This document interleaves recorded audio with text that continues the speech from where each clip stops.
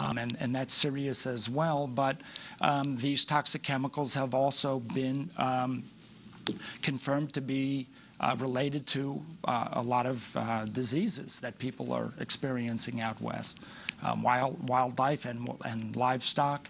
The disasters. What specific areas around the country? Well, most recently, the news is coming in from Dimmock, Pennsylvania, where water wells were contaminated and livestock are getting sick, and people don't have, they can't use their water anymore. And the landscape degradation is severe. This past spring in Philadelphia, their water supply system was turned off for a month from the contamination of the.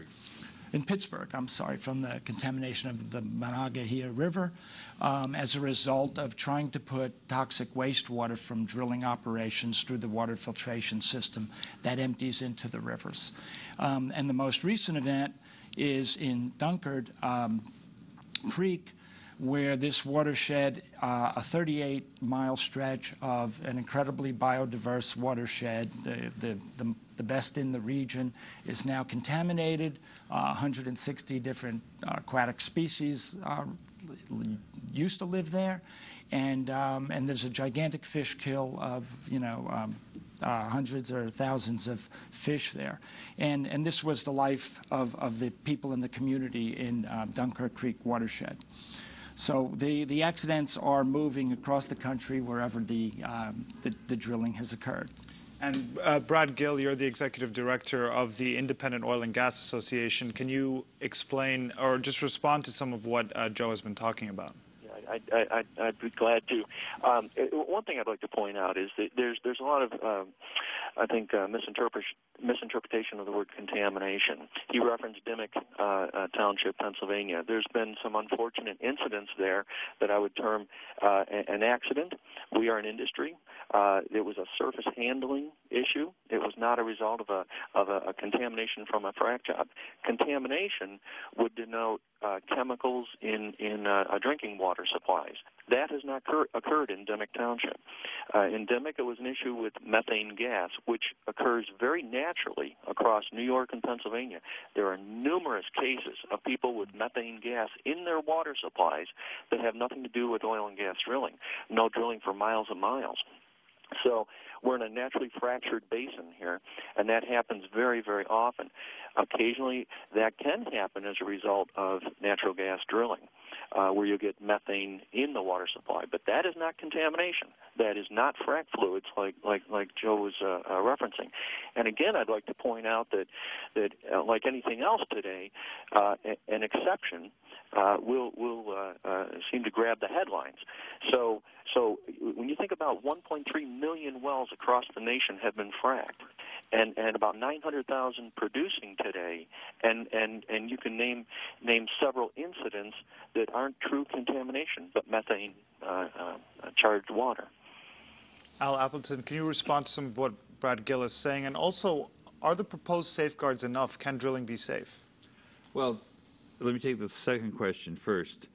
Drilling can be safe if you have enough safeguards. Those safeguards have to be site-specific. Drilling in a watershed is not acceptable because let's say you just have 1% accident rate. Let's say Brad is right, and he is, that the vast majority of wells proceed without incident, although as Joe has rightfully pointed out, the records on incidents are really terrible. Even so, if you just have 1% of these wells go south, then you've got a major problem for drinking water because these fracking fluids are so toxic. Now, Brad said that, that there hasn't been a lot of deep well pollution.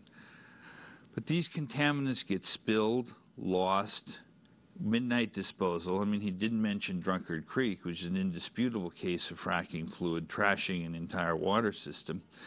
But it's the frequency that matters. That he can come up with anecdotes that says most of these wells are safe, and that we can come up with anecdotes of specific positions matters less than the fact that the rate of accidents only needs to be very small to contaminate a water system or a water source, either whether it's for drinking water or for environmental activity.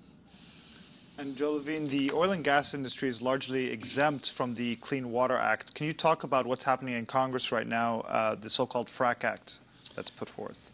Well, our New York State Congressman Maurice Hinchey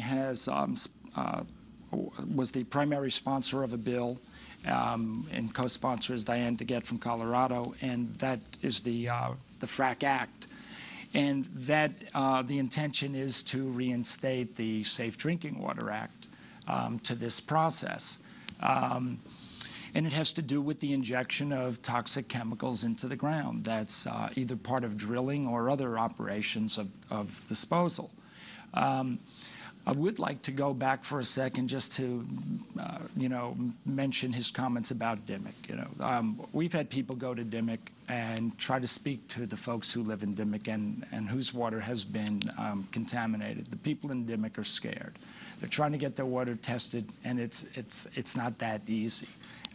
So there's a lot of things that go on that Mr. Gill isn't referring to.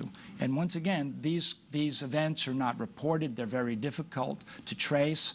And in some cases, it'll take years to actually discover. But you can't inject these kinds of highly toxic chemicals, carcinogens, mutagens, the list goes on and on. You can't inject those into the ground, contaminating aquifers, and expect nothing to happen. It's intrinsically a contaminating operation.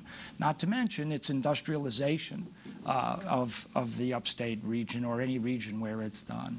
I have to get Brad Gill's response. Your thoughts on some of what Joe is saying here?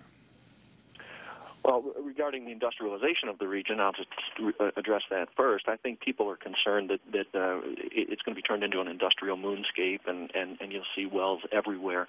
That won't happen for many, many decades, and it would never be the way many people are portraying it to be. There are over 5,000 wells drilled in Chautauqua County alone, for example, 11,000 wells drilled in Allegheny County, New York. And these are beautiful areas, rolling hills, much like southeastern New York, that have been unaffected by the density of drilling. So, as far as industrialization, I would prefer to view it as a positive economic boon for the area. And environmental protection is not. I'm sorry. Can you hear me? Okay. Through. Yes. I'm hearing some feedback. Hello. Yes, we can hear you. Okay. We just have 10 seconds. Environmental protection and development of natural gas reserves are not mutually exclusive, and we've proven that, and we will again, hopefully in New York here. Al Appleton, 10 seconds, just your final response. They aren't mutually exclusive, but that doesn't mean they can be done every place. End of story.